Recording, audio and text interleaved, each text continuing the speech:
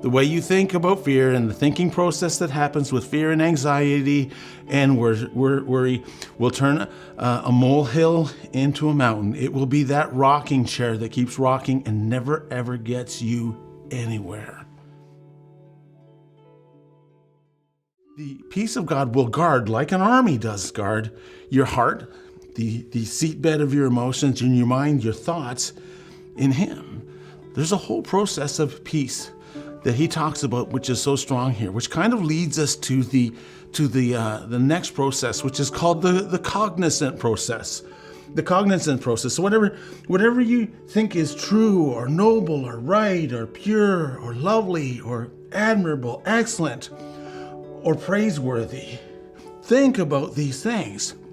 What happens as we read this, we kind of hear that word finally and we think, oh, he's changed the subject. No, he hasn't changed the subject. This is a continuation of the thought about rejoicing in the Lord, and it is about the idea of the fact that we can't be anxious. He's kind of adding on to this. And if you don't understand this, you only work with half a message. It's kind of like those times when I go to the grocery store with a list, many times given to me by my wife, and I will go to Walmart or whatever place is closest or cheapest, i.e. Walmart, and I will get all the items that are on the list. But if one day all of a sudden I only buy half of the items and I come home expecting a pat on the back, and she says, "What is this? You only got 5 items. There's 10 items I wrote down." And I just kind of said to her, "Well, listen, I kind of got sick and tired of reading, and I just kind of got tired, and so obviously I didn't get the last 5 items." Well, she said, "That's the dumbest thing I've ever heard in my life." Sometimes we happen to do the same things with Scripture. We kind of think we have found what we need, and then we kind of go on from there. But the things that he says are extremely important, because what Paul is doing is he is addressing a situation that I think most of us already know, that fear is reinforced with bad thinking.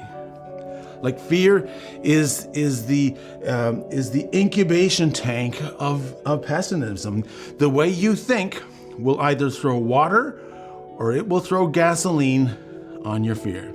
The way you think about fear and the thinking process that happens with fear and anxiety and worry will turn a molehill into a mountain. It will be that rocking chair that keeps rocking and never ever gets you anywhere. The acronym for fear, for those of you who don't know, FEAR, false events appearing real.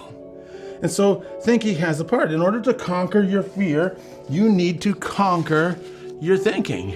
Because if you go on going in bad processes of thinking, you end up going in directions that you've never ever had to. You end up dealing with circumstances that never ever come. You end up crossing bridges that you have never ever crossed.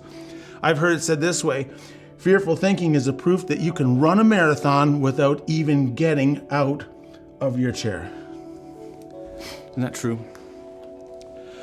Many times it starts with a thought that leads to an emotion that leads to a behavior. That's why for many of us who are in isolation, that fridge door has swung open more than not, hasn't it? Because we have had a thought that it has led to an emotion and it leads to behavior. That's why that video, "What did you feed?" is so important. What are you feeding? The thing that you feed the most will be the thing that ultimately will end out. The cognizant process asks, what are you putting in your mind? What are you reinforcing?